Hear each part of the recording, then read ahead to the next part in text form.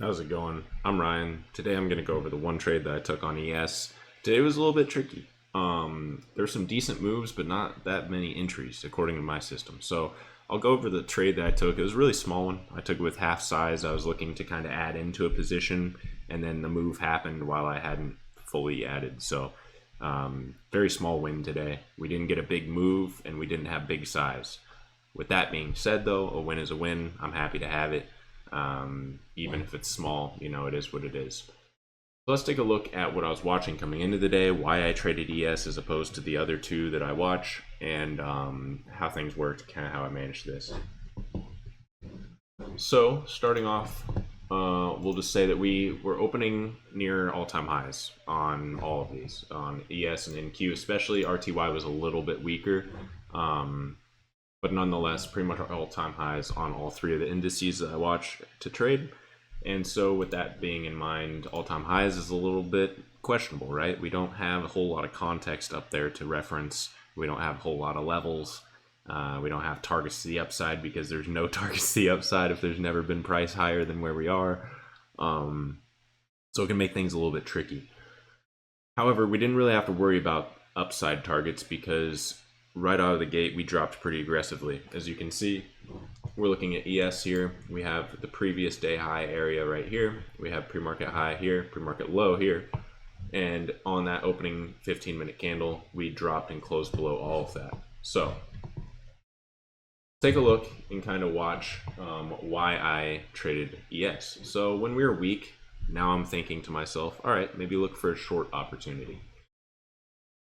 NQ had a weird one though.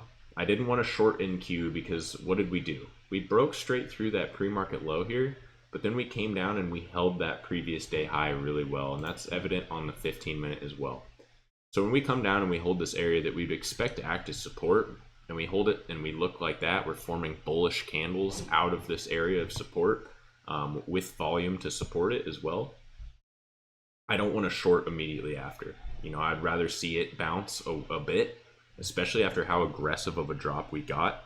I wouldn't expect it to move up like 20 points and then just drop again, right? We already got a really aggressive drop.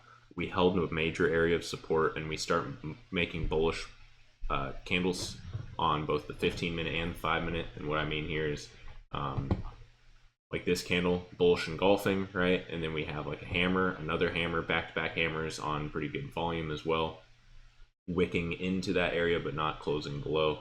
So that to me is looking bullish enough to be hesitant to short here. So NQ is kind of out of the equation. Until we broke below the support zone, I didn't want to short it. That takes us to ES, right? Now ES is a little bit different because we broke right through that previous day high zone and that pre-market low. And instead of holding this as support, we started seeing this act as resistance, right? It's the opposite of what NQ is doing. It broke below and then struggled to get back above, whereas NQ broke down and struggled to get below it. So just opposite. NQ was seeing it act as support, ES was seeing it act as resistance. However, we did have some chop, and if I just draw kind of a, and this is on the ugly, but bear with me, if you just look at like that, right, that's not necessarily tradable price action. We're not making higher highs, we're not making higher lows, we're just kind of in this tight consolidation. But what interested me was when we got the break out of that area lower, right? Because we were still kind of holding around that pre-market low, but then we got the breakdown. And once we get consolidation and then break, what we're looking for is a retest and continuation. We want to see confirmation that we are going to continue lower, and it was really been is good for my theory, or I guess like what I'm looking for in terms of taking it short. It is good to see it consolidate in an area of support and then break below that support. I took a short right here on this candle, and basically what I was watching is I wanted to see, since we broke out of this consolidation up here, I wanted to see us retest this EMA, and then I also wanted to see us just retest this general area in here. Maybe that's pre-market low, maybe it's kind of low of these candles up in here at like 64. So what I did is we started to make our move up. I entered a half position, so I entered 12 contracts instead of 24. I entered 12 contracts right here, and then I was waiting to see if it pushed up a little higher, and then I was going to add in another 12 contracts, establish my full position, set my stop above pre-market high, all right, and risk about 2 points or so. And then I was on a target to move down to, let's pull up the 15 minutes so we can kind of reference some levels here. Basically, I was looking at 2 areas of the target, and basically that was like this area in here and this area right in here. Okay, so what I wanted to see is on the 15 minute, I want to see it come up, retest up in here, pull back down into this support. That would be a target. This would be my final target, like down here somewhere. And excuse me, we didn't quite get the move that I was looking for. As you can see, we did get a quick drop to new lows, and I trimmed off most of my position, right? So I took a half position. Normally I'd take off 10 contracts on that first trim. I took off 5 because I have a half position, so it's just the same thing divided by 2. Where did I take off 5? I took off 5 right around 758, which is like this support zone in here. It wasn't a huge move, right? My first entry was at like 62.50 or 62.25. And the idea was to get an entry a little higher, around like 64. But we got our entry here, and once we started to hit that target down around 58, I took off the majority of my position. I know I'm only trading half size. It wasn't a big win, but I want to trade according to my rules anyways. So I took off most of my position here, and then I left a runner targeting this next zone down here, right? This right here.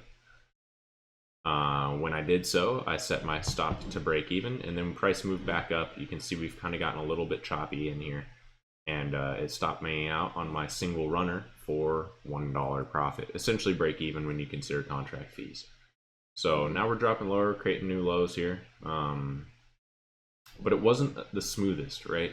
I want to see it kind of hold and hug this EMA all the way down. I guess in here, if you're entering on the EMA, you would have got a nice break lower.